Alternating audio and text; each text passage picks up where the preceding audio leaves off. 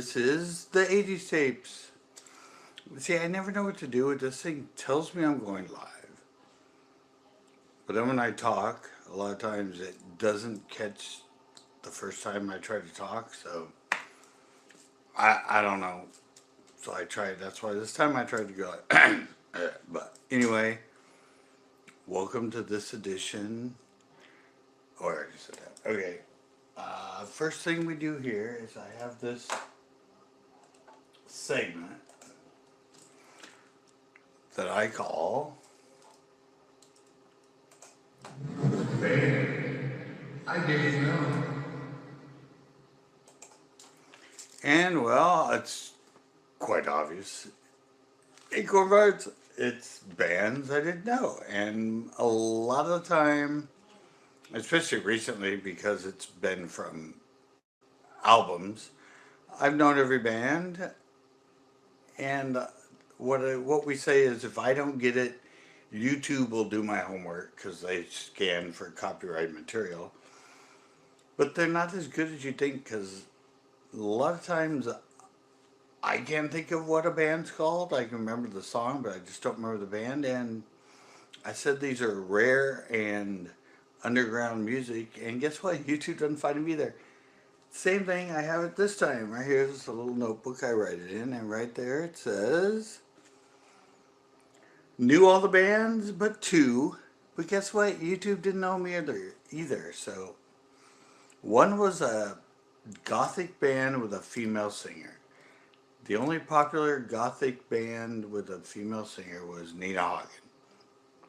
So I guess Nina Hagen, thinking YouTube would catch it, they didn't know it. And the other one was a electro song, a dance song. I recognized it. I remember dancing to it.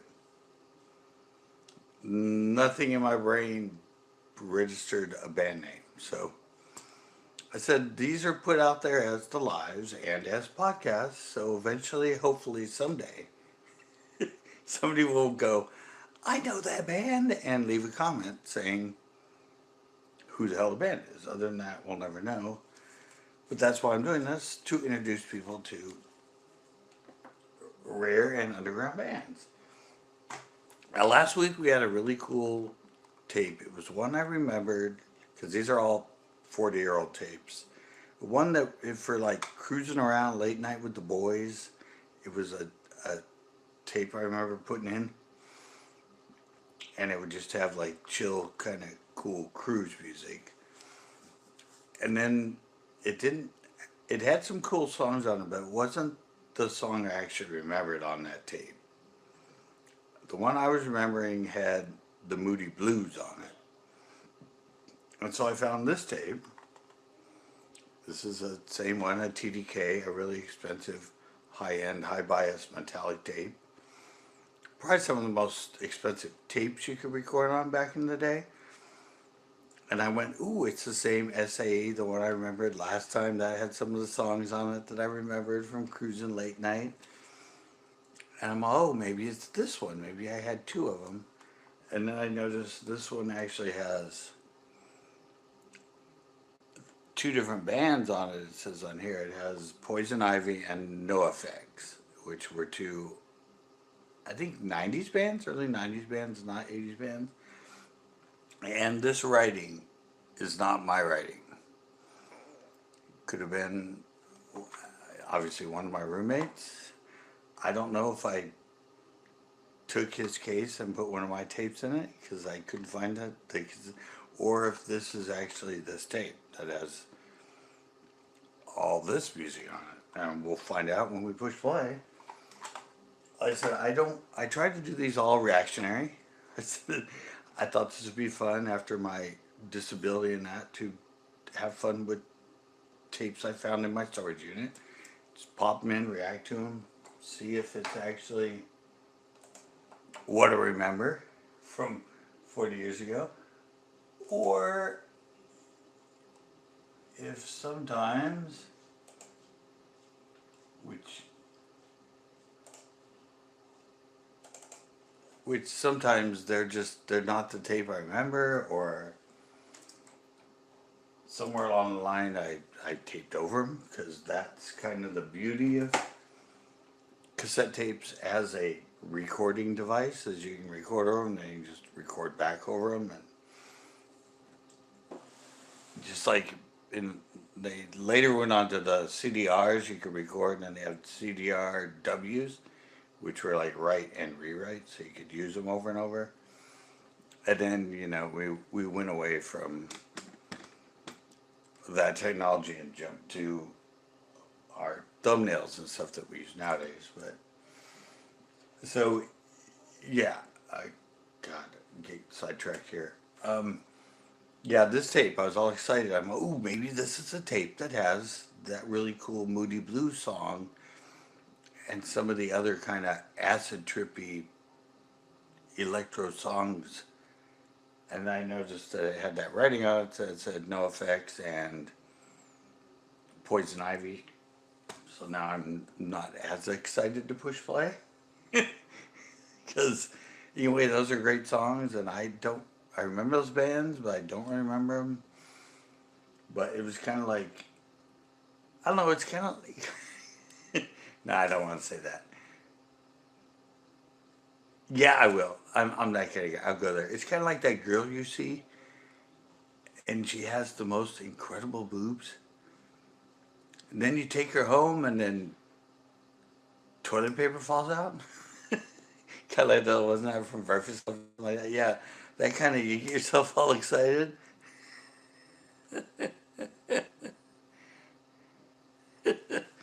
Yeah, so I just like that. I was all excited. Yeah, maybe this is that tape, that one I remember, of the moon set and the thing, and but then I saw that and I didn't know, so flapjacks. Yeah, and suddenly they're just mosquito bites, but you had the illusion that they were grand. Well, I had the illusion that this was going to be a really grand late night cruising date. And it still might be, or it might be a discovery of two bands that I remember from the 80s, No Effects and Poison Ivy, and I'll get reintroduced to them. So here we go, hitting the play, and we'll see what happens.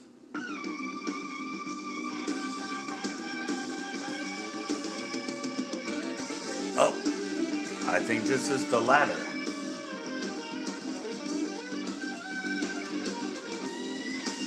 I think this is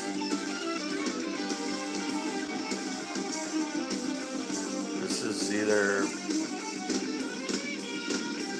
Poison Ivy or No Effects, because this ain't my music.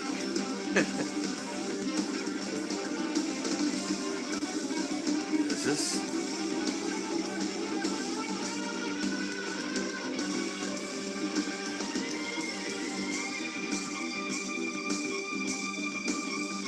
This is No Effects, isn't it? I know, as I remember, No Effects was kind of a heavy metal type band. Punk, maybe, kind of influencing them in that, as far as I remember. And that's kind of what this sounds like.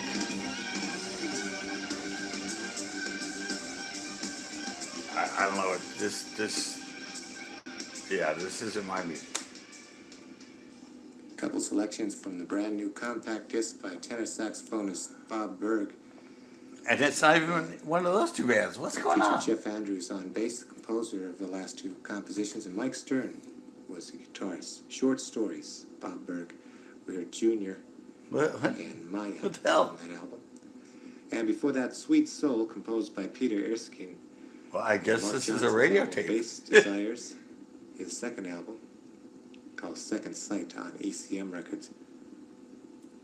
Bill Frisell, John Schofield, both on guitar, Mark Johnson on bass, and Peter So I Erskine guess we're on getting an drums. education about. And this is Jazz International from FM 91, KXPR, Sacramento.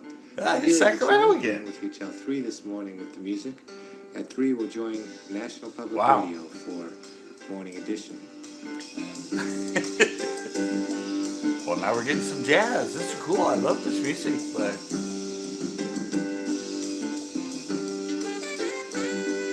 I have no idea where this came from. And how it ended up in my cassette.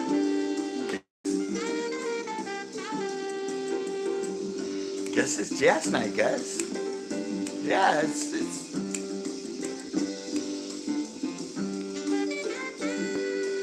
the horn again, or the sax again.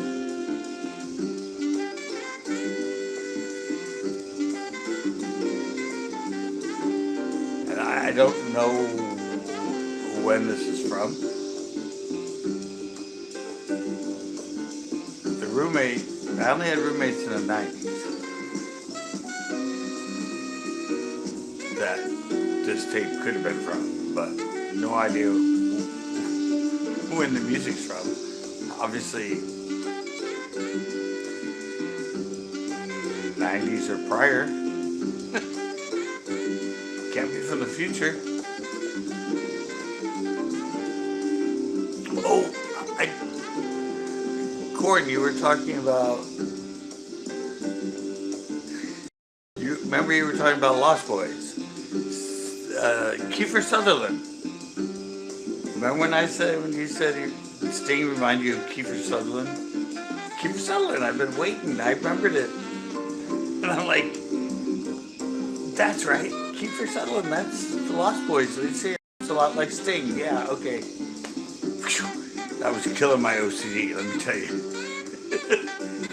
I've been dreaming about answering that question for a week. Because I knew who, I saw it in my mind right when you said it. And it just, later that night, I was sitting in the chair watching TV and suddenly I just yelled out, Kiefer Sutherland.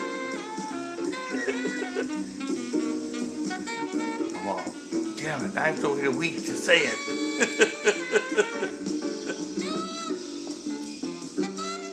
But now we're back to the horns.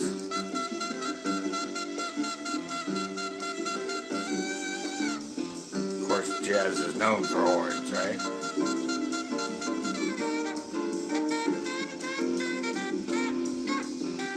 Well, now I'm wondering what the hell's going to be on the other side of this.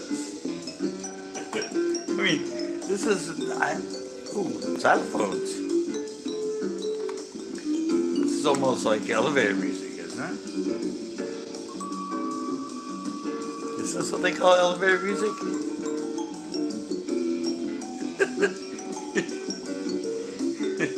See, this obviously ain't on here either.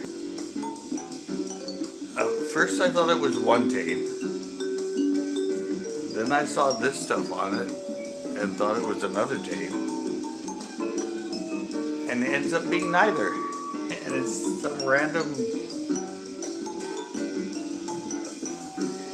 I don't know, another random Sacramento radio station.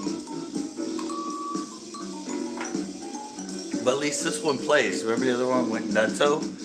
And started sounding like a possessed demon. This is a really good tape.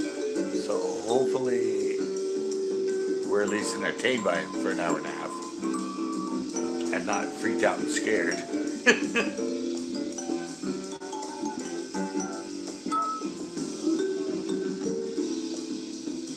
Call waiting sound. Yeah, that could just... Yeah, you're right. This has that totally.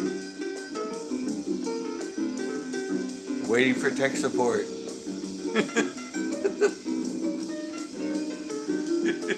Good call. I like that. Yeah, that was devil speak for sure. That was a cheap Ampex tape though. This is. It's actually this tape in there, this SAA high bias metal. See, that was metal oxide tape was a better magnetic holder, I guess. And the tape I had, the one last week was the same kind of tape. I was getting really into the technical side of recording. Like I had my Rabbit, I had my Alpine, I had my really expensive sound system I put in it, so it was just the tits. It had like the best sound. And so I wanted to learn how to record the best quality, like studio master quality on tape. So I started buying really expensive tapes so I could, because all those, remember a lot of those 80s ones that we were playing, they were kind of wanky. They were kind of losing it. I mean, they're 40 years old, but they were tapes made for recording voice originally, not music. And I just put music on it because I wanted anything to record on. That was the new thing in the 80s. To be able to record and be portable, remember Walkmans and everything? You can carry around your own music. Like today, nowadays everybody does it with Bluetooth and all that. But it was discovery for us back then. It was the cat's meow. And why do I feel like I'm going to the 5th floor of a high rise? I feel like I'm in the downtown LA or New York on my way to go see somebody special.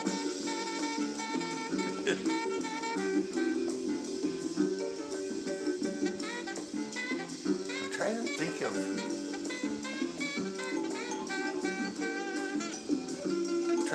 roommate I would have.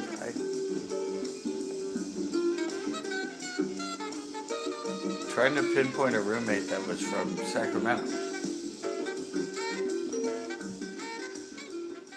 Oh. Ooh, we're getting more jazz. And I happen to call this Late Night, because I thought it was going to be another one of those tapes that when we are after party, cruising back. But now it's like you're at a bar, it's the end of the night, you've been out in the town, it's winding down, you're at a jazz club, it's all smoky filled, people are smoking cigars in there.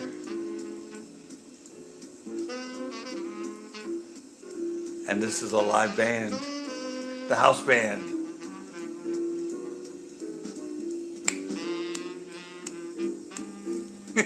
Or a scene from Animal House. Or the Blues Brothers, a scene from the Blues Brothers.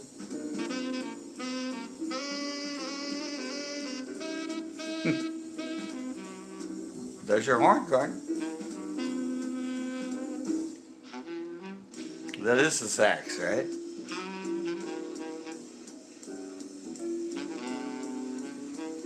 Remember when I lived in Sacramento, there was a guy, because I was on Bush Street, Leavenworth and Jones, just up from Union Square. There was a guy, yeah, there was a guy down there at night. I don't know if he was homeless or what, but he would just, he'd be doing this all night long. Just echoing through all the skyscrapers in that downtown Union Square, San Francisco. It's kind of cool. You're walking around late at night, and there's just a random sax music echoing down the streets. It was really cool. I never actually met the guy. I just heard him.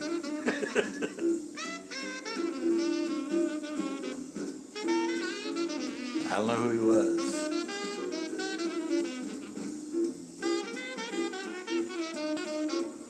Wow. That's kind of cool. I had no idea this was... I had no idea it was in possession of really cool jazz music. From Sacramento. Well,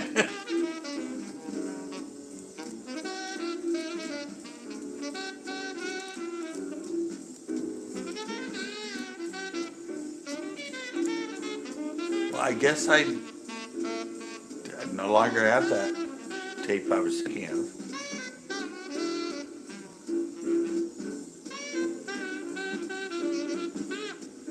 Which is, yeah, all the tapes I've left,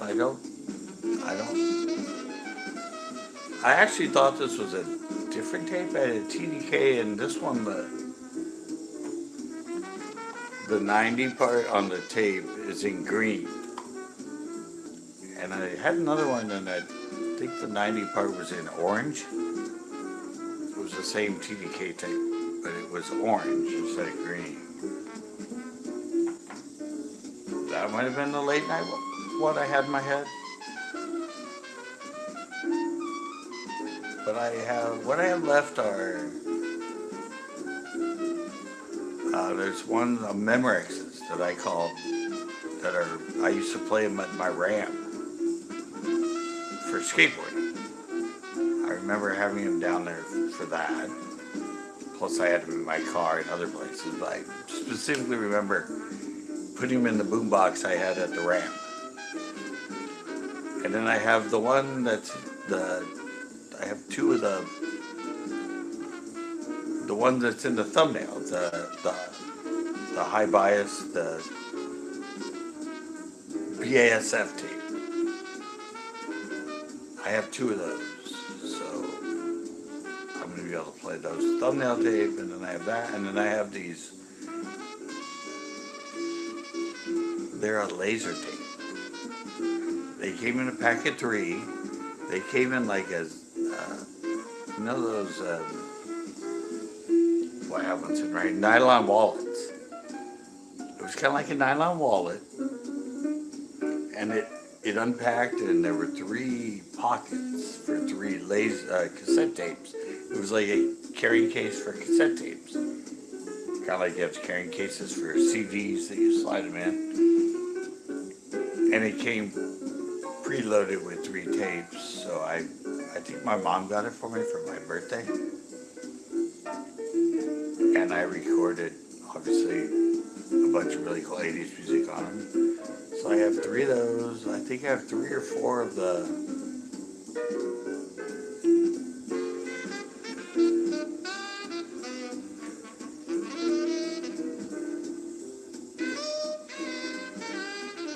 oh, hell yeah, man. Safety first. And this is perfect driving music. Actually, probably not. It'll make you go to sleep. That's not good. If it would have been the original music, it would have been good for that late night drive. This is too. It's just so it's not too relaxing. We don't want to see a text going, I'm waiting for the tow truck.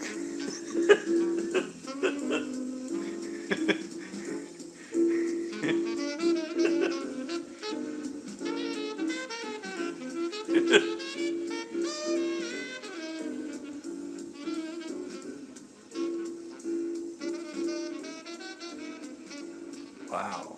I wonder what's on the other side of this tape now. I don't think it's going to be my stuff. Remember the last one, half of it was something from the radio from San Francisco, and the other half of it was my recording. So I don't know.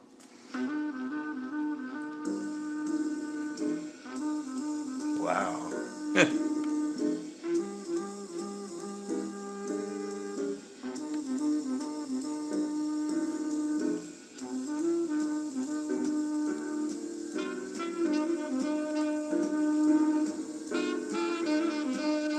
I'm really trying. I've seen this might be my roommate Parker,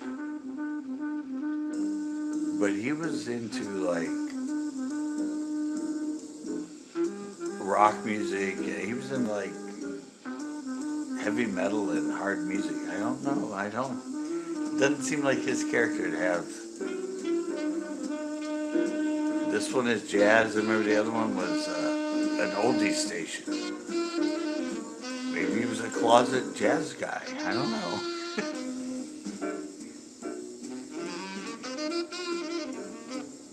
But 40 years in the future, thanks. You're providing some good jazz music.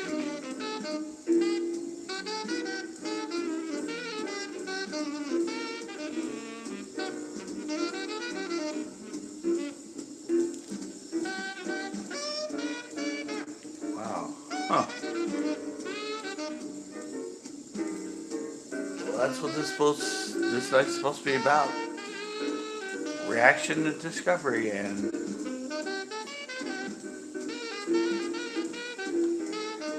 this is a discovery for sure.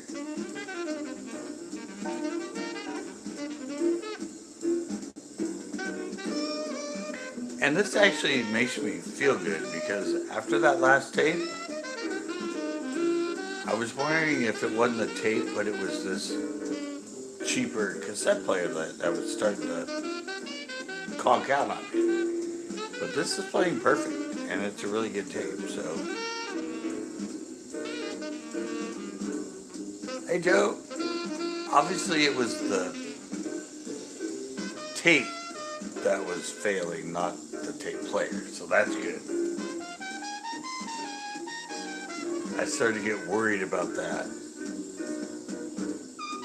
during the week. I'm like, oh crap, because I bought this old cassette player just so I could do this podcast.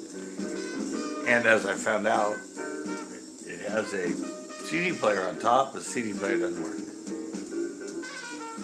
I put in CD and they spin, and then they get off balance and they just stop, and it starts blinking, error. So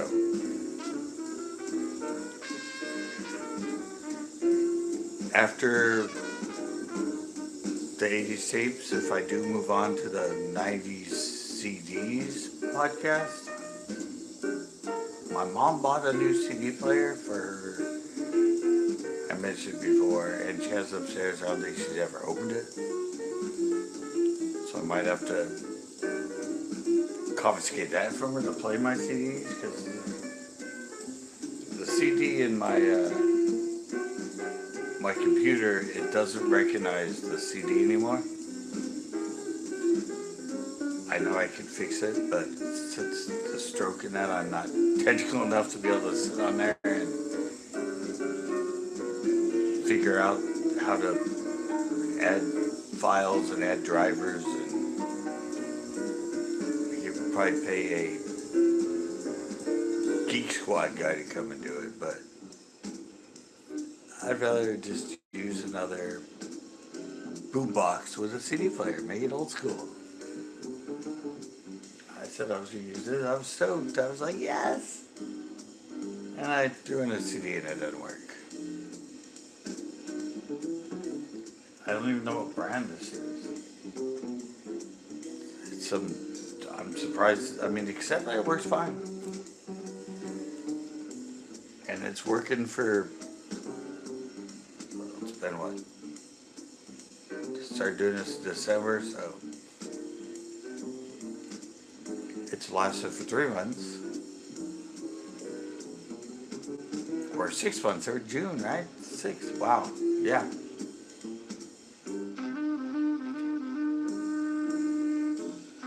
So I'm hoping it lasts.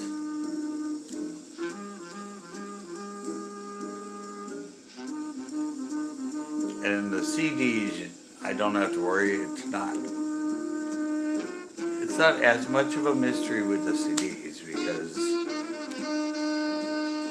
I used them for my DJ night. And I wrote on all of them, so I know what's on them. Although,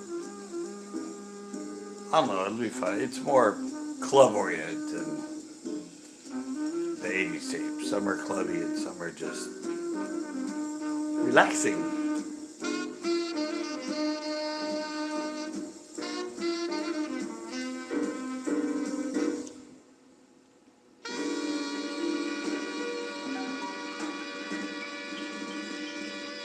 Wow.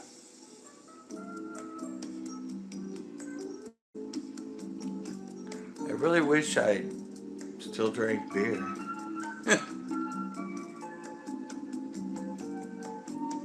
Because I'd definitely be sipping some. Find a quiet place to think of you, somewhere that I can slip away from all the noise and the trouble. Yeah, that's what I said. Inside a bar that's all smoky and hazy. There's people in there smoking cigars and cigarettes too. Oh, the mysteries and magic of your mind. Yeah, that was, yeah, back in the day. So many places to go and I was part of steal away in San Luis Obispo. I was helping the protests. Because we were San Luis Obispo was the first city trouble behind. to ban smoking inside. It was back in like Just give me some peace of mid 90s, early 90s, something like that. But I remember we were the first. I looked it up, I googled it, and yeah, joined as one. How unbelievable because it all seems. the pool hall I was telling you about. Far away, but I make love to you in my dreams. Yeah, yeah, that bar. You could smoke inside the bar, and then we got the law passed, and people resisted for years. It was like the one place in town that everybody still smoked inside and didn't care. And then they got these like seats and that, and they used to open a whole sliding door.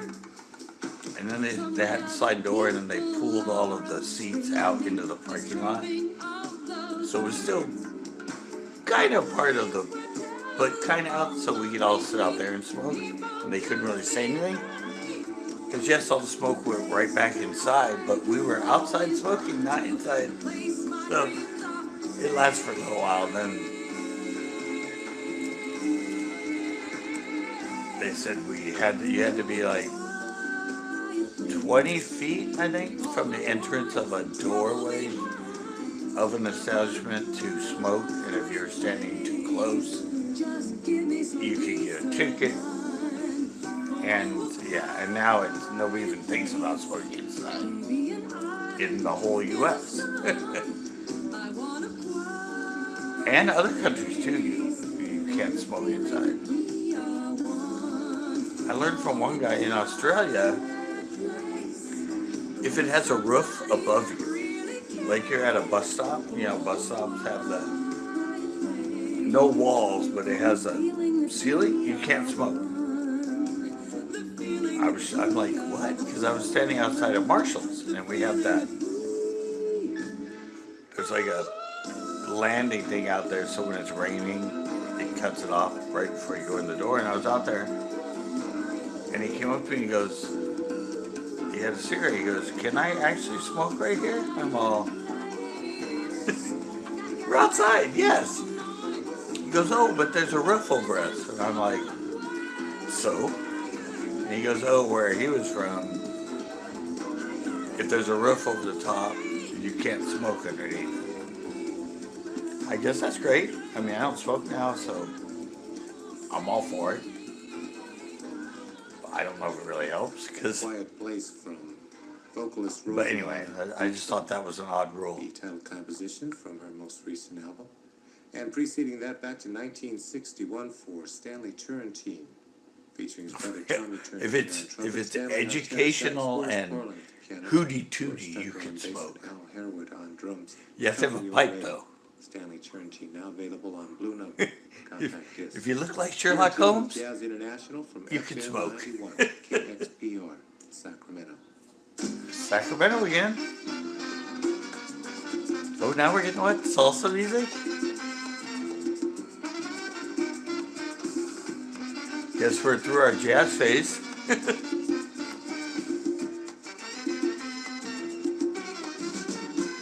If I only knew the Macarena.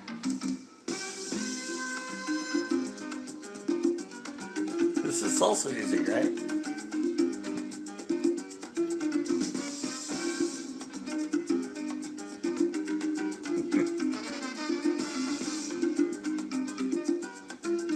see where ska got some of its influence. Ska has this total flavor to it.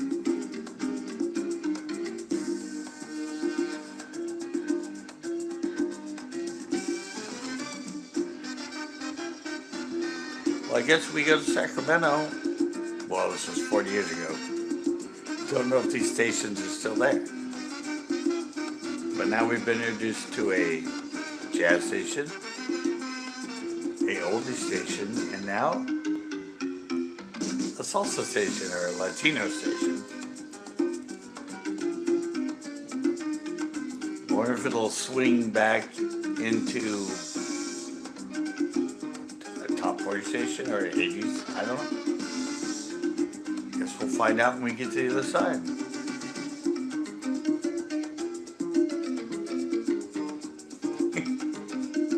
What is that?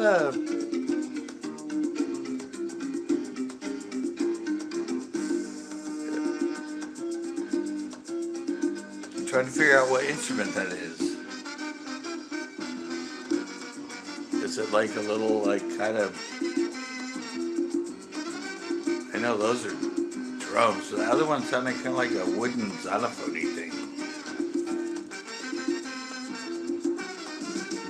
Those are, I hear drums like bongos.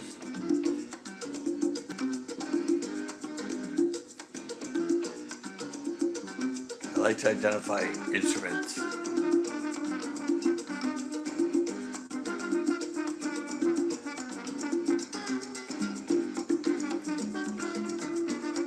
Well, whatever the station is, it's getting some press. It's getting some props 40 years later. Actually, this would be 90s. That's 30 years, right? I didn't have a roommate until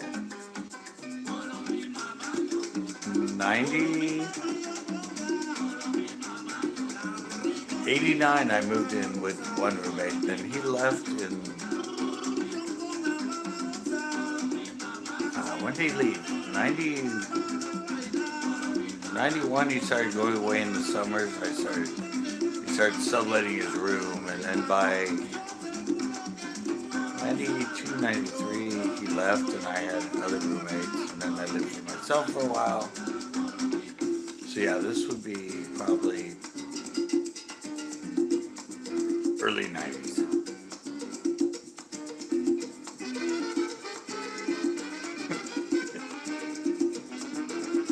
Well, my 80s tape podcast is really taking a twist lately. Demons, oldies, Latin music, jazz. I'm gonna have to hit up some classical stuff soon.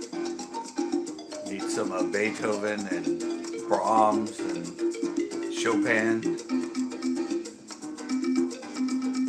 I have one. I actually have a tape. No, Camper von Beethoven, but that was a rock band, right? You said the name Beethoven.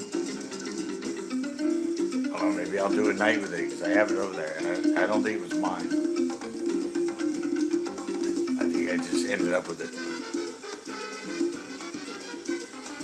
16 years of living in a house with roommates, you end up with stuff. When I finally moved out, I had blenders that I didn't know I owned. I had toasters. I had a lot of pots and pans and can openers and all kinds of weird stuff that people they move out and they just leave their junk with you. And after I think I had 6 roommates over 16 years, so yeah, I had a lot of discovery. Where the hell did I get that moment when I finally moved out?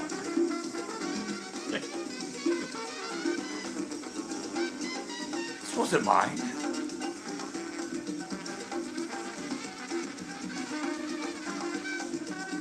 Thank God I didn't live with many women. I wouldn't want to find some other weird things.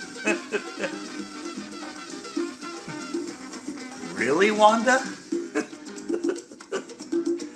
No wonder I heard weird noises coming out of your room.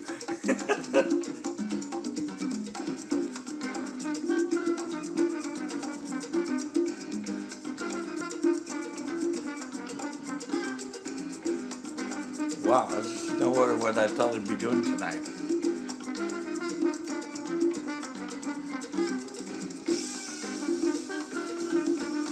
I thought it was gonna be a night of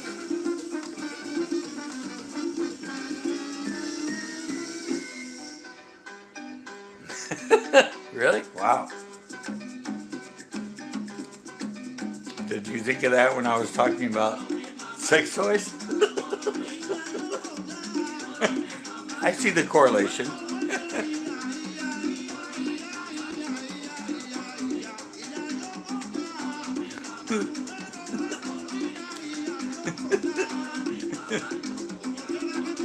Made the mind wander for a second.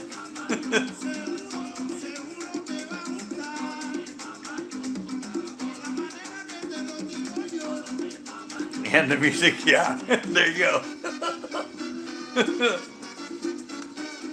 Yeah, they dance to this.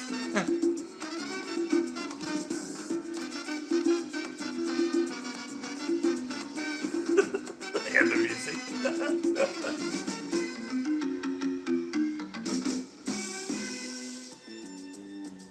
Wow.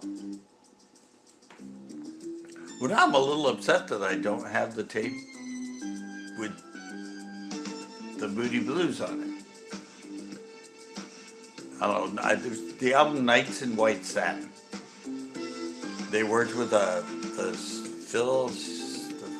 Symphony Orchestra, the orchestra, and the album goes from daybreak till to all the way back around to daybreak, and all the music and the words and everything reflect a whole day. And I discovered it driving with my friend, and we were again driving back from a party that was a ways away at night, and he put in this music that was just like so visual and psychedelic and acid trip kind of.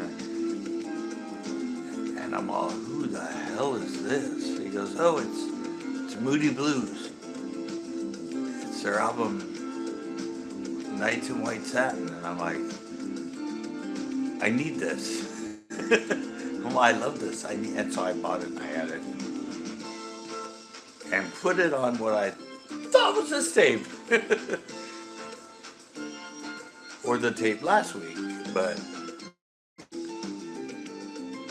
to all avail, no. So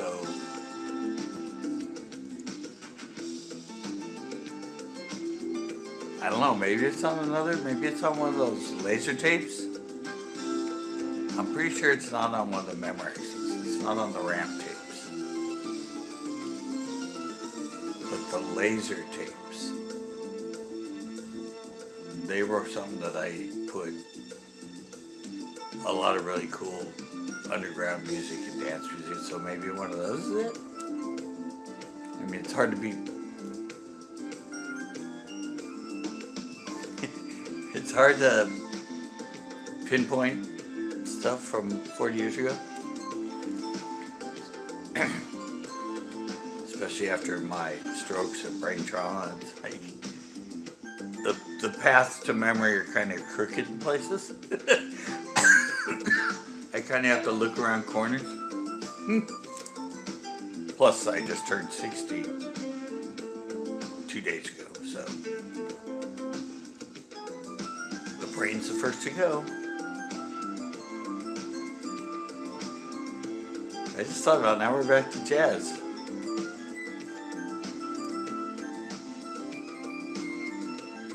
Well, that's a real bummer. I mean, I wanted to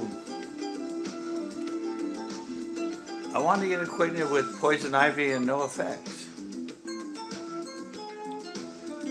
I know I've heard of the bands, and I think I know the music, but I guess I'm not getting introduced to it tonight. Or who knows, something might be on the other side of this.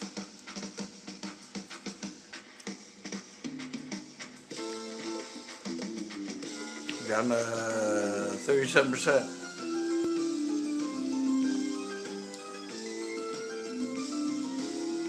Well, I have that album.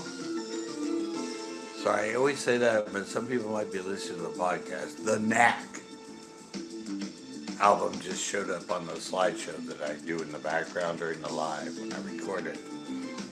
And I have it for sale on eBay. Get the Knack. And that's why I won't. I have them. I have a bunch of production. I have some English Beat. I have some Bruce Springsteen. I have a bunch of them, but they're for sale on eBay, so I don't want to play them. Just knowing me, I'd put it in and it would get caught up or break in the middle of it, or so. They're as is on sale right now. They all are as perfect as they can be, because they've just been in storage for 20 years, or at least as good as these. So I don't want to press my luck and try and play them in that cheap, because these break a big deal. This is just for fun. But some, I'd hate to have somebody want to buy something and be looking forward to it, and I have to tell them, sorry. If you watch this podcast, your tape breaks about 3-4 minutes in. On which we heard The Juggler, Billy Cobham. And just before that, the brand new album from Daniel Ponce on the Island record label. I'm Gary Vercelli. Coming up next, Pharaoh Sanders and Leon Thomas. Well, at least we get info.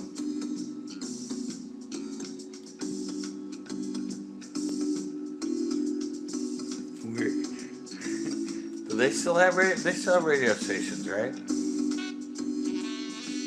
I don't know. I haven't been in a car in the last, well, since my stroke. So it's been almost 5 years. Radio's still around, right?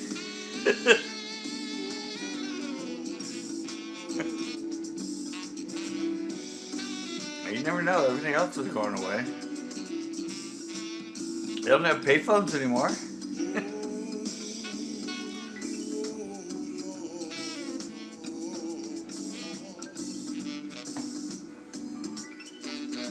And what? Eventually, gas stations will go away? Everything will be electric?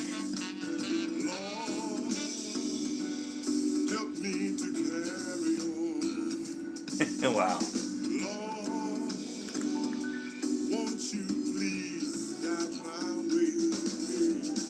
Definitely sounds like an old black man singing.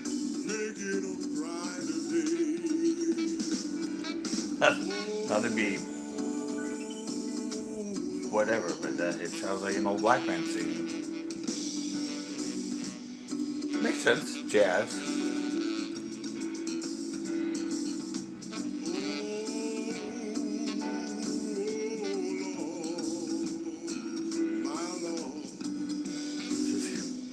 Is this gospel? Is he saying, "Oh Lord"?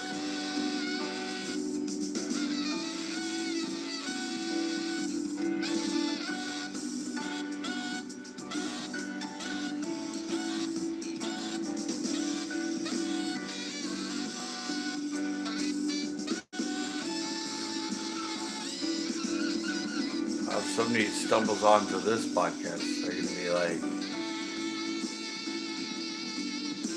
why didn't he call it 80s jazz?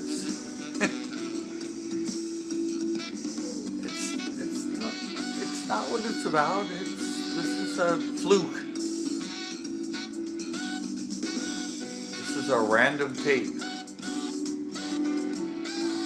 that ended up in my collection. I mean, nothing wrong with good jazz music, but not the usual flavor of the podcast or the live.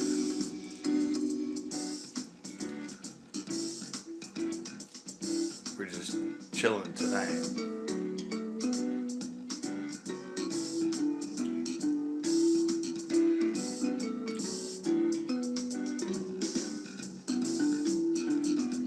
Yeah,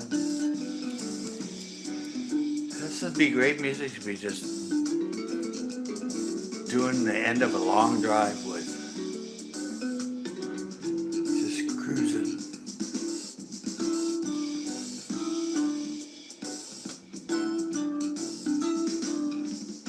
Yeah, I said sax.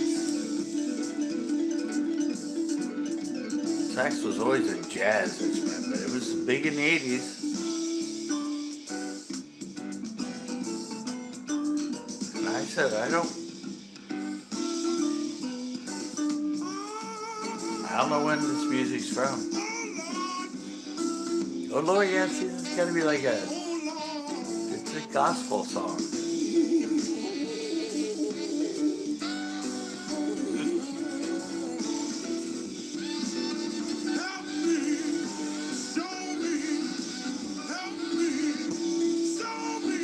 I don't know, he might tell us who it is.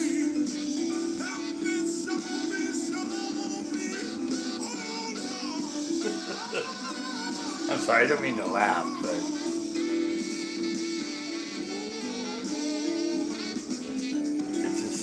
it's making me laugh.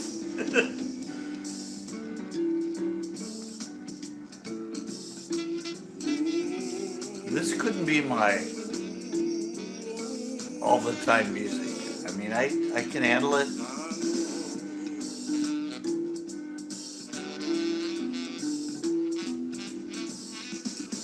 Yeah, I said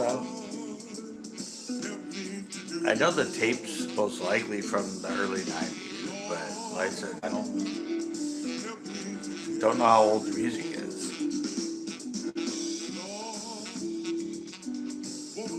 But it just, I couldn't be a jazz guy and just always listen to jazz. It's kind of like reggae. Reggae's cool in little segments and that, but it just, I don't know. That's why I have a very eclectic kind of music put on a lot of these tapes, because I just can't be anything that consistently, because I need variation and differences, because it gets old.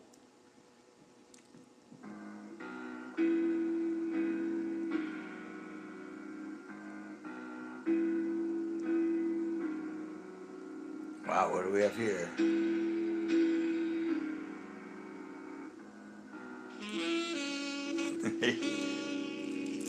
The good old sax. As Joe said, good old sax.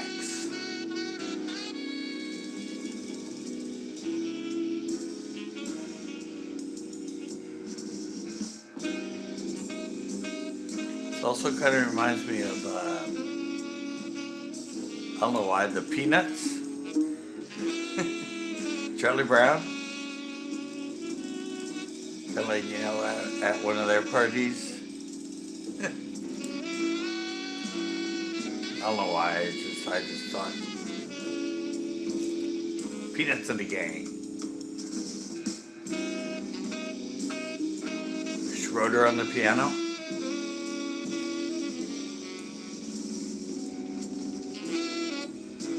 And Pigpen on the sax.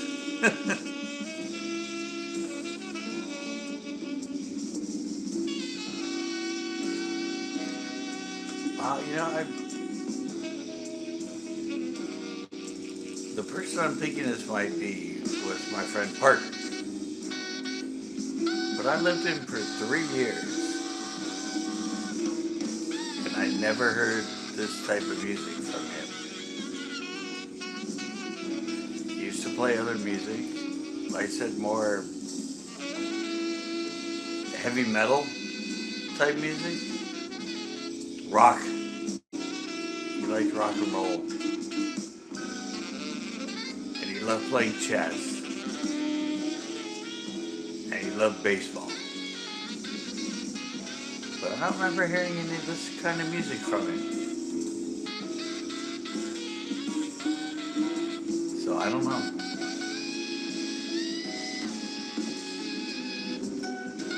Maybe it was from some other random roommate I had.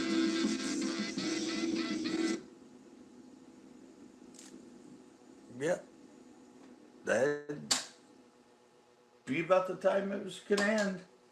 All right, now let's see what's on the flip side.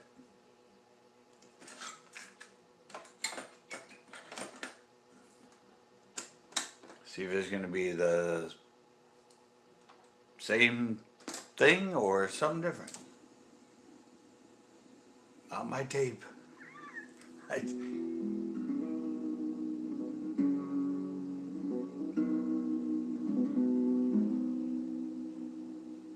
Sounds kind of the same.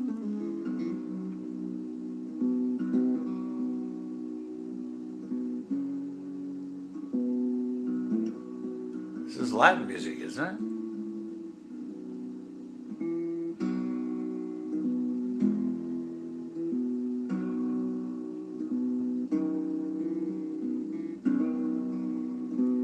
Reminds me of being out on a horse out on the range. Or in a cabin. With a fire going. And a zebra rug on the ground.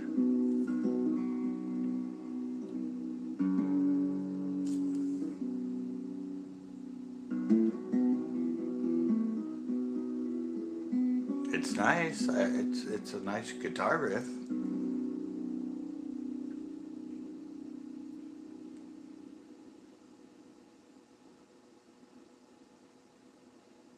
So gonna be more of this.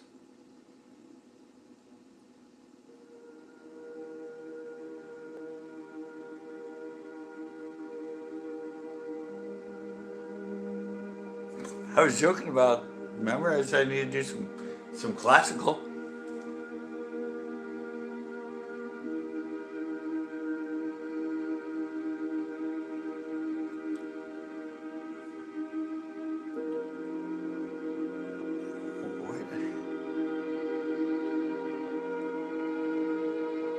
What the hell is this? What it?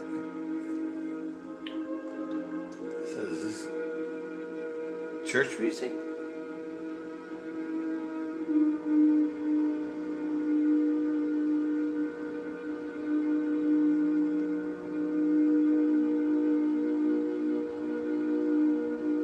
Those are strings, right? Yeah, those are.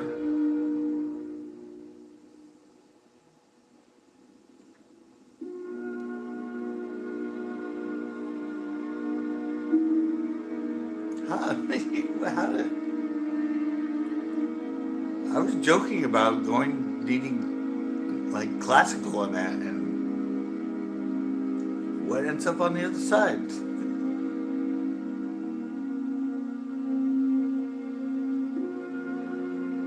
This sounds like something from an opera. Yeah, those are cellos.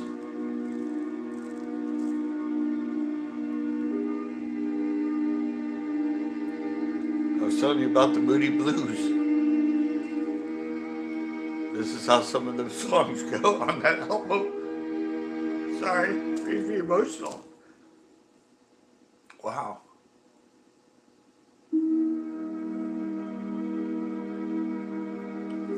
I have no idea.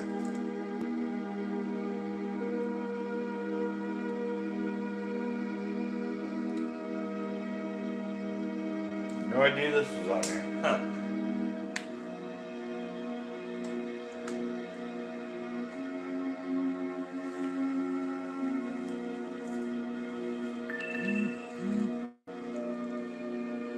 Oh. Got Got a battery warranty.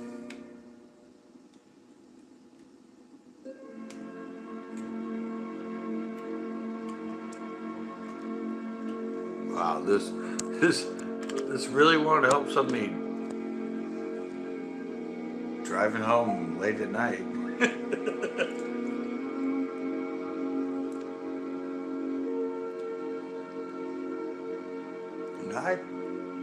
No, these are strings.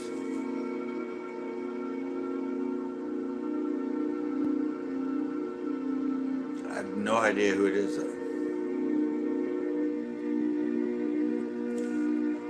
I used to have a collection for a class. In college, I took a classical music class and we had to buy a set of it was like 5 or 6 albums that had Stravinsky and Chopin and Beethoven and Schubert. I used to list all those, but this is, I don't know. I'm assuming this is probably from an opera.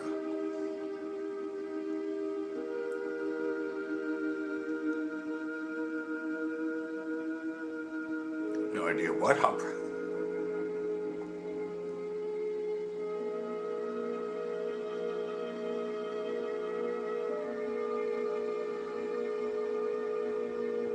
But what a freaking weird ass cassette.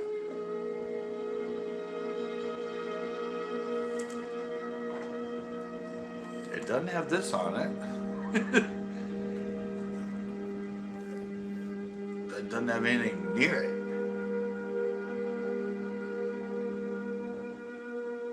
On the other side with the jazz and that was closer.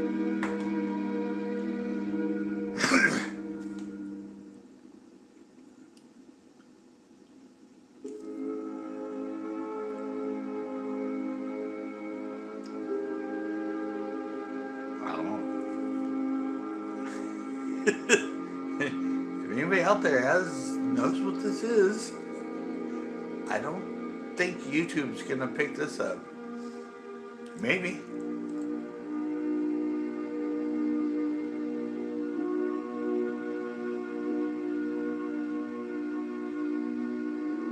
I said it's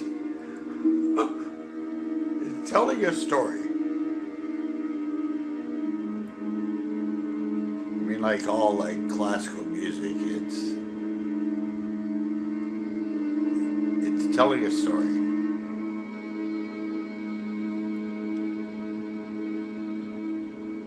I don't know what the story is. If we had the opera going on, we might be able to tell what it is. That's like what was it? Mendelssohn, Midnight Summer Dream, or whatever that goes. And when you listen to it, you can actually hear it. You can envision the fairies and all. It's amazing once you know the story and you listen to the music. It's like the story comes to your mind when you listen to it. But I have no idea what this is.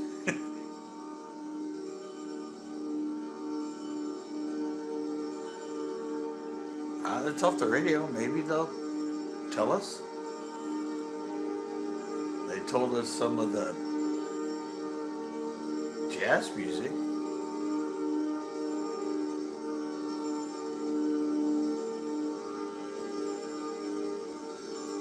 This isn't. I have 2001 Space Odyssey. I have the soundtrack for that. It's a blue tape. I think I have it over there in my cassettes. I should do a 2001 podcast and see if it plays, because a lot of it's really cool music like this.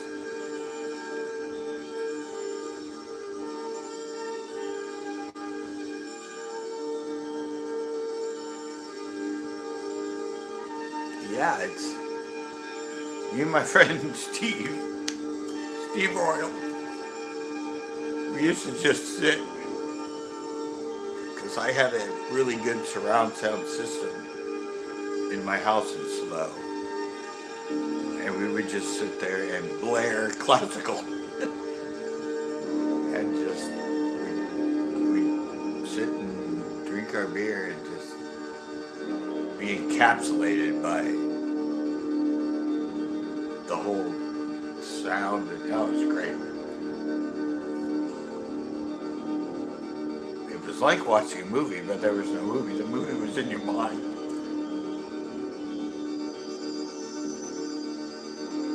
And people would call me, like girls would say, "Hey, what are you guys doing tonight?" And I'm all, "We're just hanging out listening to classical music." And she'd say, "Yeah, right, what are you guys doing?" I'm all, "No, seriously.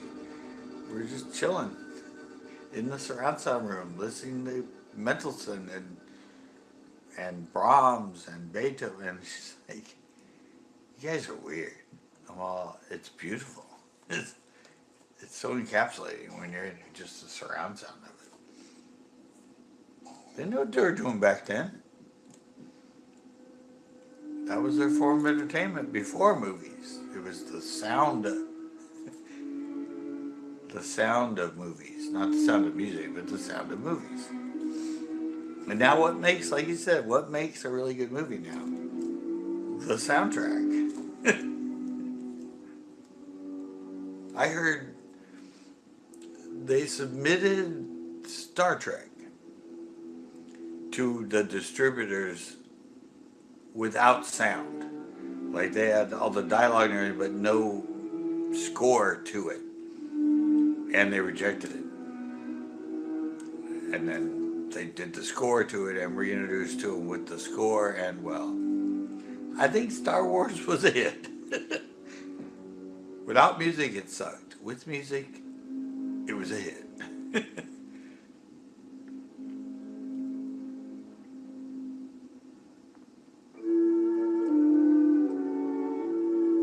Yeah, that's what I remember the band Oingo Boingo, Danny Elfman. That's what he does now. He makes movie soundtracks. He does all that. Nightmare Before Christmas was him. All of,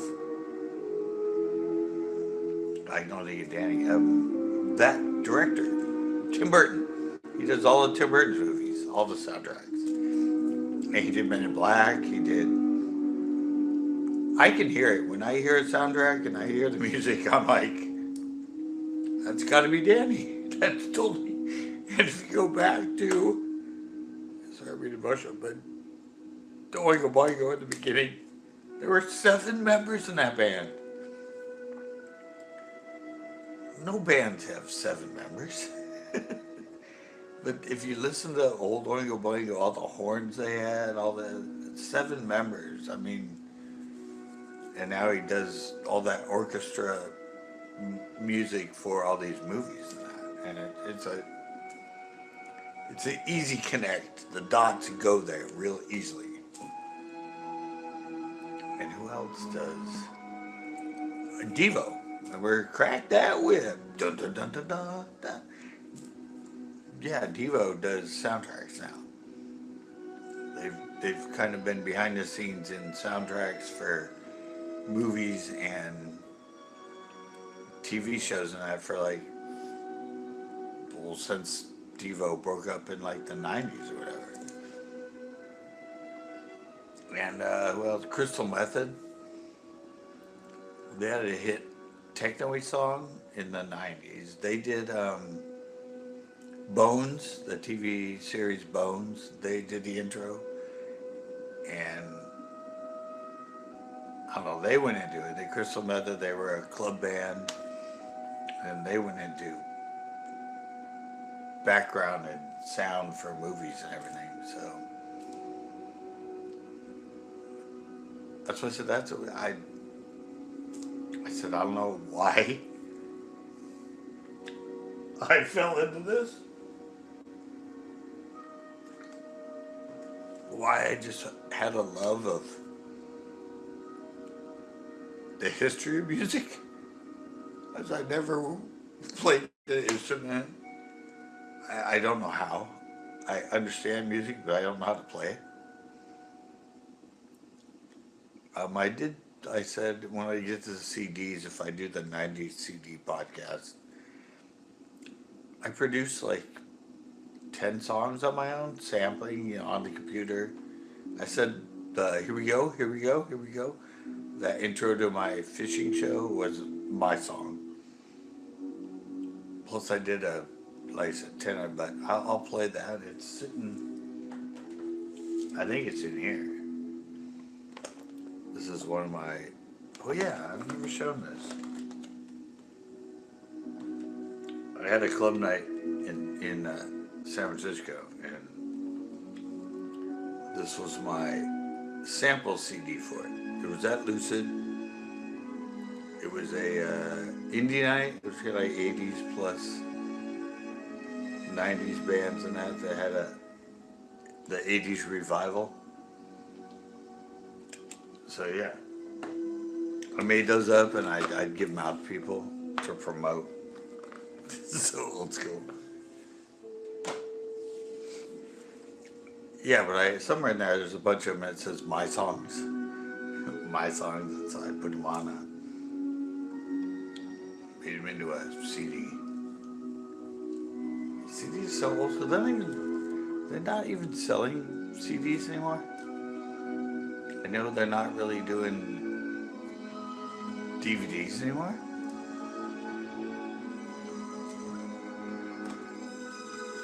Change in technology.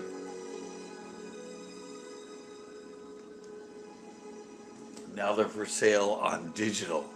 They don't say on DVD, it's on digital. So you just download them.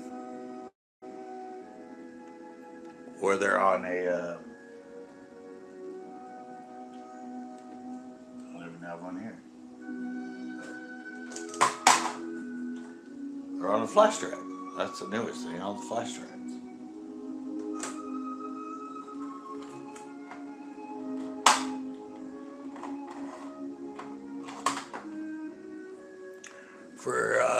Since it's a podcast now and it's based on music, a lot of us in here and a lot of the moderators that you see if you come into my lives, it's from me being this.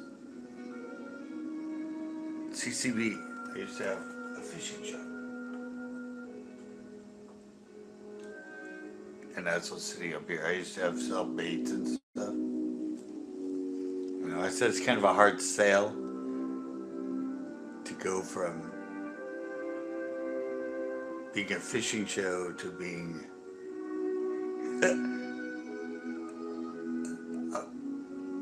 something that's based on music, because I don't know.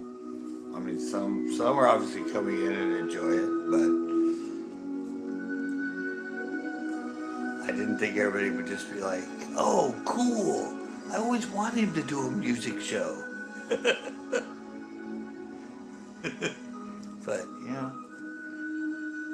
life gave me lemons, and so this is my lemonade.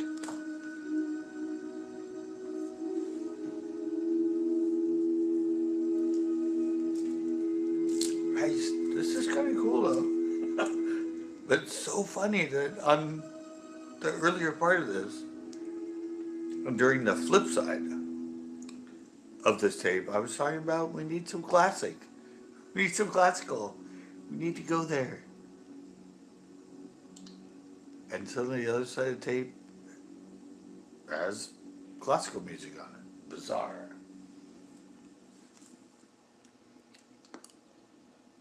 And I have zero idea of where that all came from. Oh. Is it high noon? Are we going to have a shootout?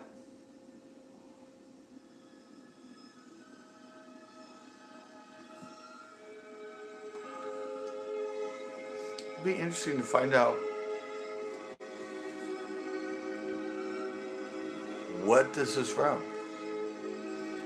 I said, I'm thinking opera. Kind of sounds like an opera score.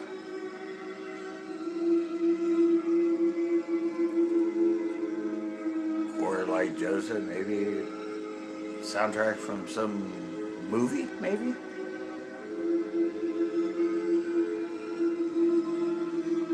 Could be. It's not far-fetched.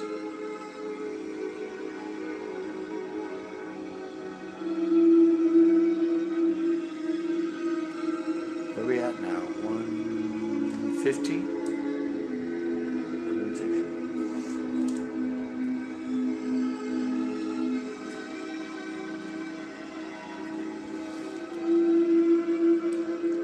I think what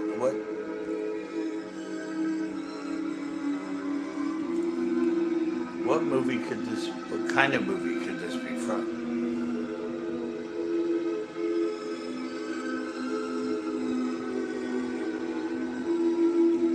A documentary about something, maybe?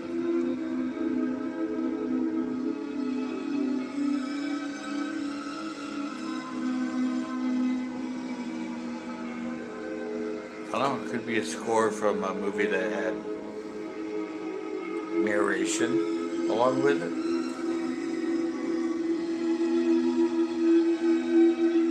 God, I love that mohawk. Sorry, I always say that. People who listen to podcasts, they're just staring at a still image, are going, what the hell does that guy keep talking about? Come into the live, experience the record, the birth of it.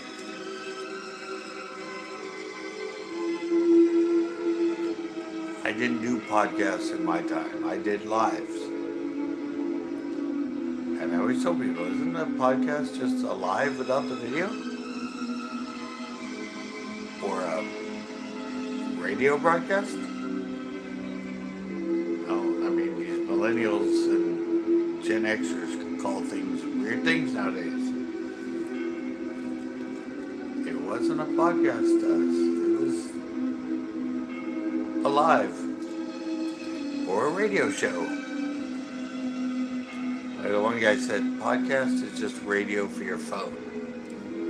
Which is pretty much nailed it on the head.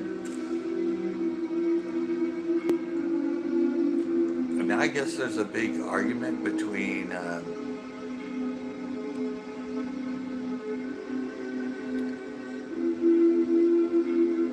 yeah, I mean, I did that all the way back to the 80s. That day I followed my friend around on his quest to get his girlfriend a card and flowers. I have it on my YouTube channel. I followed him around in like, I think it was 1988, when people weren't used to seeing video cameras. And mine was a big full VHS. And I followed him around the whole, into different stores and everything. And basically blogging is what I was doing. But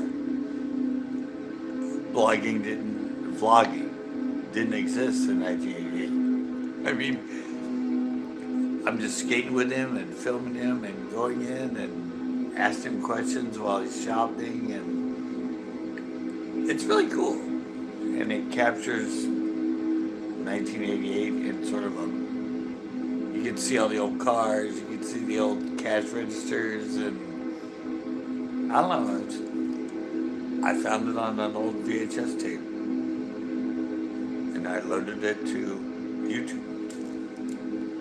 Well, I was a vlogger before vlogging existed. Here's the evidence. Yeah, people like, they freaked out. You come into a grocery store with a video camera? Now everybody's on camera, but back then, it was like I was carrying a stick of dynamite or something.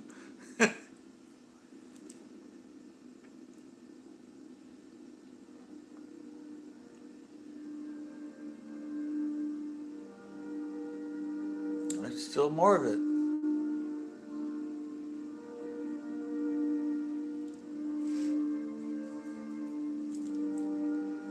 Yeah, that's what I said when I started this podcast. I knew it was going to be hard for me. Here we go.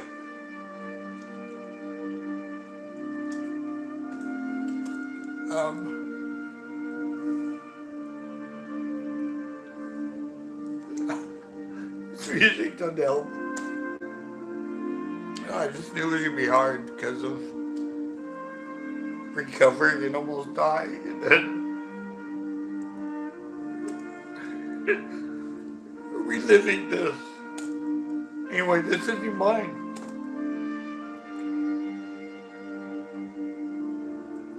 But I did it. Well, we're halfway through. More than halfway. I think we've done 30 now. I think I said I had about 50 tapes. So this podcast was always meant to be finite. It only had so many tapes from its birth to its death. So, and I figured, hey, if people actually enjoy it and it ends up becoming something, I can extend it with the 90s tape, the 90s CDs. Because I have a lot of those. And want to meet people in here. It's nice. Gives me something to do. Extending my life.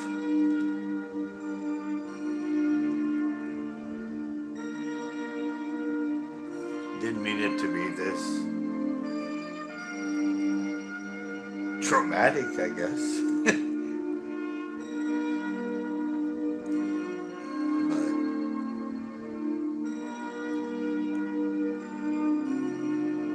But I guess this is,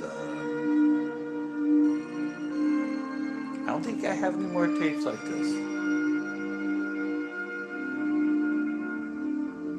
I think the rest of them are actually 80s music.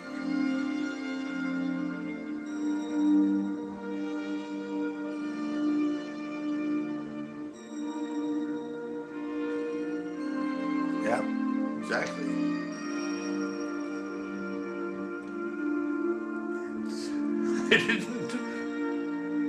I didn't live my life with photos. My dad took a lot of photos.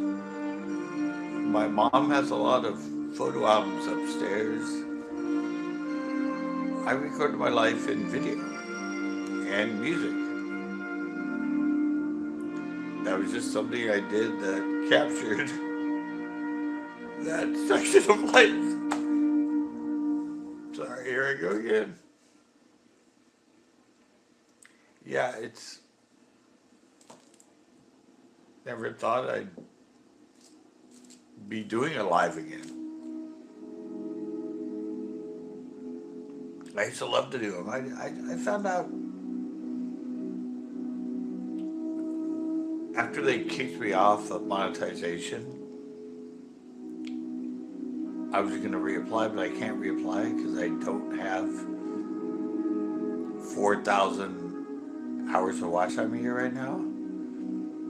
Because I don't do much, and I put up shorts. I mean, you put up a 5 and 10 second shorts. It takes a lot of views to get to an hour or hours. But I look back, there were times when I was doing my lives, I was up to 50K hours a year. Not 4,000, not 5,000, but 50,000 hours a year. I couldn't live. And I was looking back, and I'm like, wow. But I remember I went live a lot of times, like twice a week, 3 times a week. And it's, if you have 10 people watching, and you're on for an hour, that's 10 hours. It's multiples of, so yeah, I couldn't believe it when I looked through it. I'm like, will I ever get to 4,000 hours a year to be able to reapply for monetization? How much did I used to do back then? I look back and I'm like, wow. And these lives help. I said, I'm at about 3,000 hours a year right now with some of it, but I said I do a lot of 10 and 30-second shorts. And most people watch for like 5 seconds. Takes a lot.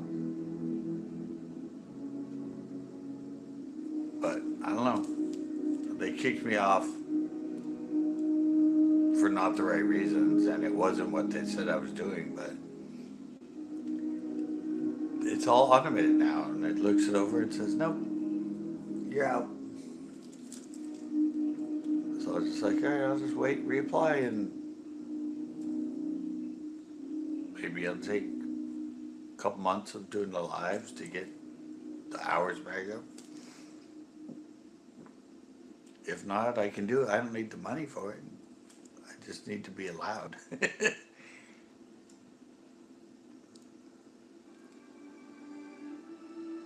Oh no, it's all automated now. The video I sent in to defend myself. They didn't even. They said I didn't explain. I don't know. It didn't even make any sense. It's just like the robot looked at it and went, nope. Because it's beneficial to them. Right now, when you're monetized, you get 55, they get 45 of the ad revenue for the. If they kick you off, they get 100% of it. So it's beneficial for them to kick you off. I don't know, there might be a class action suit eventually. If enough people get pissed off. But that might take a couple of years. Because there are a lot of people talking about it, like on Reddit and stuff. I see a lot of questions on there. People saying, hey, I got kicked off of YouTube for pretty much no reason. And blah, blah, blah, blah, blah. I'm like, it's starting to get out there. Maybe if enough people, something might be done. Until then, I'm just going to have to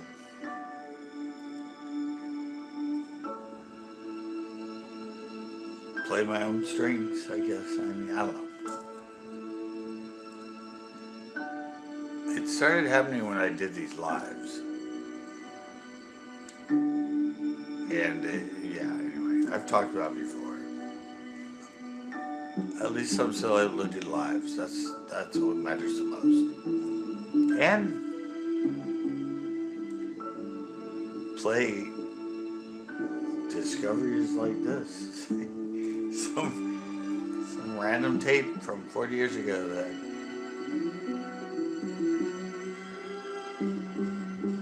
had some sort of bizarre soundtrack, or I'm thinking more now it's a soundtrack. First I thought it might be from an opera or something, but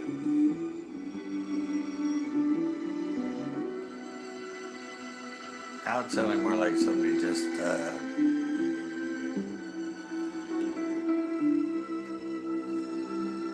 recorded a soundtrack.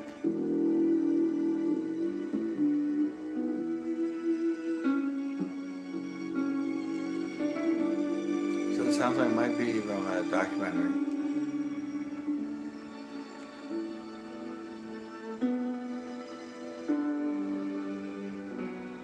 Yeah, it's.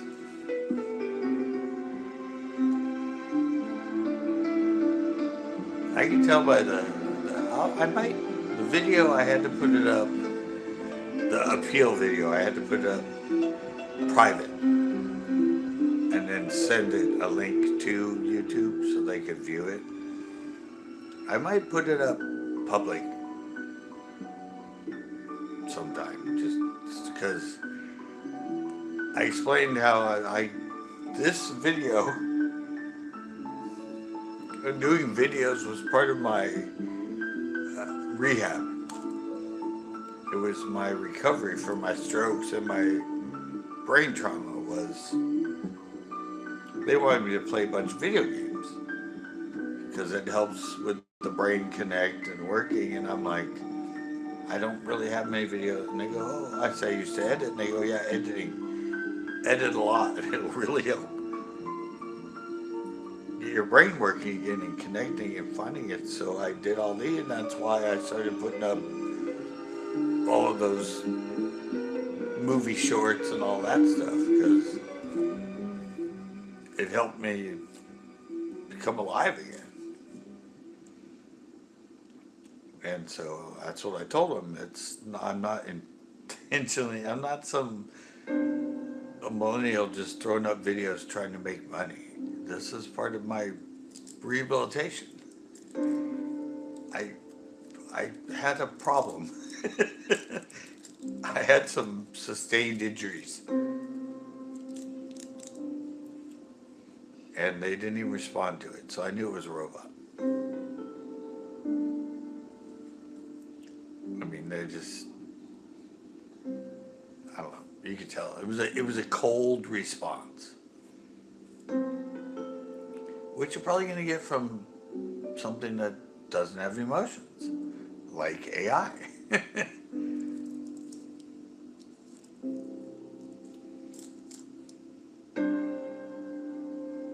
It's just like, it's kind of like a perfect soundtrack for my griping. It's a gripe soundtrack.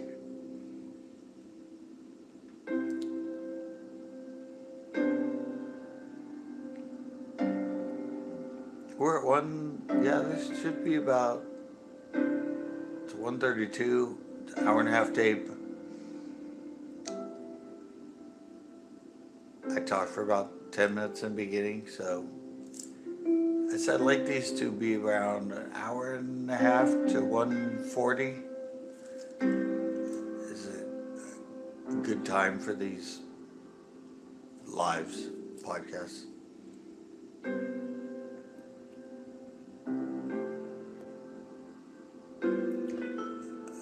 It'd be really cool if YouTube knows what this is and identifies it. I didn't realize that there's a slight chance that could happen. It's definitely giving it enough time to identify it. That would be really cool if YouTube did the homework on this one. And well, I guess you'll have to come back next week and find out if YouTube gives us an answer.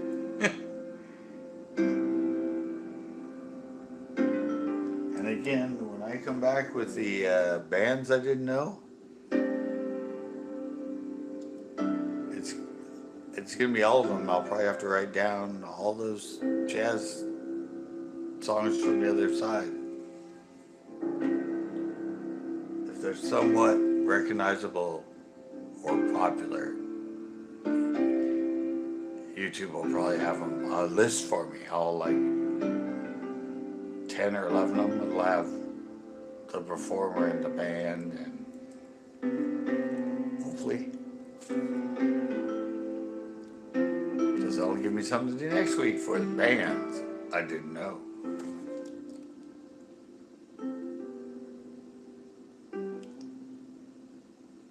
That's the one instrument I always wanted to learn, was for some reason the piano. Some people said I have long, thin fingers, which is my whole life. People said, "Oh, do you play the piano? Do you play the piano?" I'm like, "What do you mean?" Like, "Oh, most piano players have long, thin fingers." Like, I've always wanted to, but I never learned. I could do the Jaws one, you know, dun dun dun dun dun dun dun dun dun dun dun dun. It's just 3 keys. Dun dun dun dun dun dun dun. That was my piano aficionado-ness. Playing Jaws. Dun dun dun dun dun dun dun dun dun dun. Not like this though.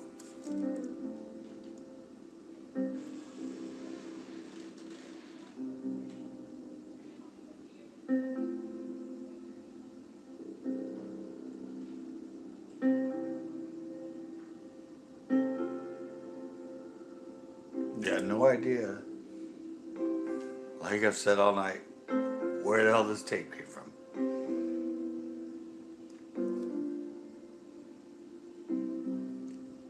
It's kind of disappointing at first, but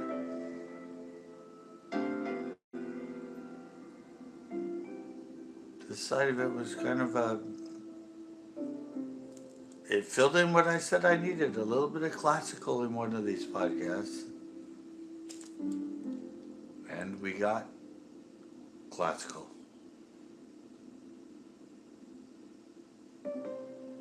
Ah, the, it would have been classic if right there the tape stopped. Like, but no. I was looking for the dramatic pause and the click of the tape ending, but didn't happen.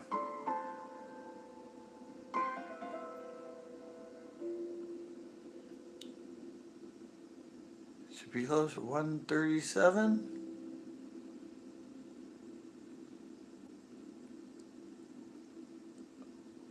I wonder if Corn Farts might get home. he, he said he was listening, but the mysterious world of coastal fog on this hour of Hearts of Space. The program began with an ambient piece from On Land by Brian Eno. Then Channels Passing, music by California composer Paul Drescher from the New Albion Records sampler album Portraits. Next, a portion of the Largo movement from the Fifth Symphony of Russian composer Dmitri Shostakovich. The program continued with music for Water-Filled Wine Glasses by American composer Daniel Lentz from the Icon Records album On the Leopard Altar. Next, from English songwriter Richard Thompson, a solo guitar piece from the album Pour Down Like Silver on the Carthage label. After that, two more pieces from the New Albion Records sampler album Portraits, both by San Francisco composer John Adams. Then two pieces by the 20th century American composer Aaron Copland, first from the ballet Appalachian Spring on reference recordings, and then a nocturne from the score of the ballet Rodeo. We continued with a powerful piece called Cantus by the Estonian emigre composer Arvo Pärt from the album Tabula Rasa on ECM. After that, music by Mark Isham from his Windham Hill album Hill Music. The program continued with the music of Ralph Vaughan Williams from his Symphony No. 2, a London Symphony, conducted by Sir John Barbaroli. wow. Then two incomparably fine piano improvisations by Keith Jarrett, first from his 1975 ECM album Arbor Zena, and then a deeply contemplative piece from the album Invocations, The Moth and the Flame, also on ECM.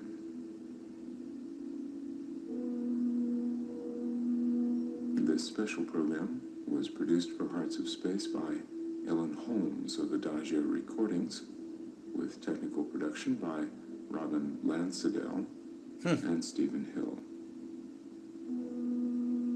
As usual with these intricately constructed Ellen Holmes specials, you'll need a printed playlist with all the details about the music. To get yours, send $2 to Hearts of Space at P.O. Box 31321, San Francisco, California, 94131. When you write, please include the name of your local station and mention the Old school. program number 139, Coastal Fog. Well, that's cool. We got all the info we needed. Yeah, it was evidently a whole show. And you're right about arts and sounding artsy. Yeah, it's out of San Francisco. Wow, that was cool. Guess we don't have to wait for YouTube to inform us. That made my whole podcast like it was planned out like that from the beginning, but it was, this is all reactionary. I just threw that in and hit play. No idea it was going there. So yeah, might have been, it's from albums. Might have been something that was soundtracks used on movies and that, but it was itself a act or a project. It was, what's her name's whole by the bay in the fog thingy. Really cool. Music from the Hearts of Space is rebroadcast every Monday morning at 1 a.m. right here on And now, KXPR Sacramento. Immediately as a following 80s Marion Tapes Apartments podcast Jazz, entitled punctuate Sunday nights Late at Night. midnight. We hope to join public radio for KXPR. I said it sounded Jazz like it might be 987, something on PBS, featuring and Tony it's, Williams Quintet, Buddy Montgomery and his sextet, and special guest guitarist Kenny Burrell. Many Yeah. keynote artists will be on hand Friday, This is October like- 9th at 8 p.m. at the Crest Theater in a benefit concert for FM 91. I don't know, it really makes me Tickets feel like 485-5977 I created or at the Crest Theater box office a, and at all Bass ticket agencies. I don't know, That's like a KXPR's Jazz 987 production featuring podcast Tony for Williams, some Buddy reason. Montgomery, and Kenny By Burrell. accident. Friday, October 9th at 8 p.m. Stay tuned. Coming up next, the American Jazz Radio Festival. Ooh. One band We had jazz plays on the other same side. instruments as Weather Report and loves what John Huh. Coltrane and Miles Davis played in the 60s. The other band Still plays have blues, no reggae, idea where this and came the from. African high life. They both work Wow, on the my East battery Coast. actually got my phone Both back up perform to this time on the American Jazz Radio 50%. Festival. Nice. I'm Michael Bourne with 2 hours of jazz featuring Reverie, a group from Philadelphia, and Olu Dara's well, Natchitoches we had Band, jazz on the flip musicians side, from and New now York I guess Natchez, Mississippi. Major support We're going for the back to American jazz. Radio Festival comes from the National Endowment for the Arts. 143, Additional support 42. comes from National It Public should be Radio clicking member off pretty stations soon. and the NPR Arts and Performance Fund. Yeah, Contributors include NPR, I told- the John D. yeah, and Catherine wow. T. MacArthur Foundation and the Atlantic. Well, it was monthly what they said, magazine call of back public for a affairs, replay at 1 a.m. literature, and Well, the arts. now you're getting a replay Reverie is for music 40 from years later. Philadelphia. E.J. Yellen on the saxophones. Wow. Mark Knox at the keyboards. Jeff Lee. It's a on the long bass, time to wait for a Jim Miller replay. at the drums. Mark Knox writes And not on the keyboards radio, for but their on repertoire. YouTube. They've been together Oh, and I 7 also, years, I put have another 2 one up on current Spotify. albums, and play most often throughout It the wasn't Middle working for a while. I Atlantic tried to region. load some of my As podcasts, Bruce and it just, Springsteen once said, Reverie says they know every inch of New Jersey. Their it instrumentation kept messing up recalls and not Weather loading, Report, but I got one to and their load yesterday, improvisation is so inspired by the blowing groups that eventually this John podcast Coltrane and will also Miles be on Davis fronted in Spotify. I the mean, I put them 60s. on YouTube, opening with an extended composition called but Last Spotify's Call. free, and Here's Spotify's about Reverie. music, and I figured this is a music podcast, so that's a great place to put it. I don't know if anybody listens to it, but it exists.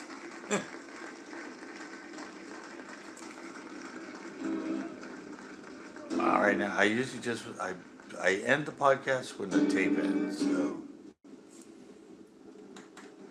that's just kind of what I'm waiting for. And Oh, I thought it ended. Tricked me.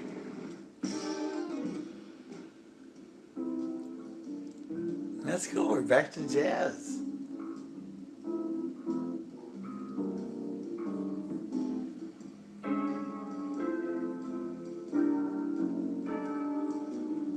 I said it should be ending soon.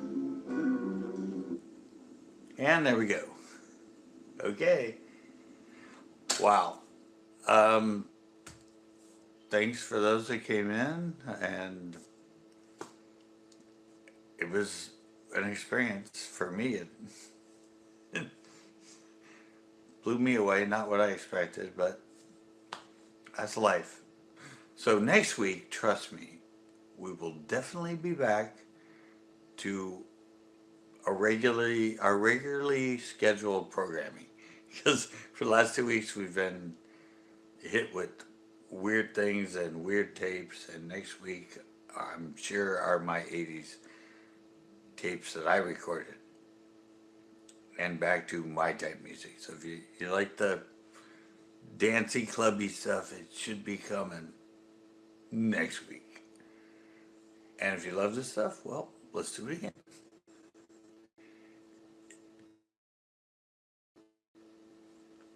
See ya.